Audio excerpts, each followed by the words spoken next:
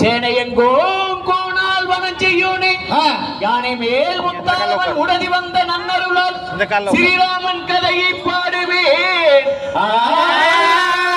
கணபதியே வருவாய் நீ அருள்வாய் கணபதியே வருவாய் மனமதில் மையாலே தினமுனை துதிக்க மங்கள இசையந்தன் நாவிலின் துதிக்க கணபதியே வருவாய் நீ அருள்வாய் கணபதியே வருவாய்.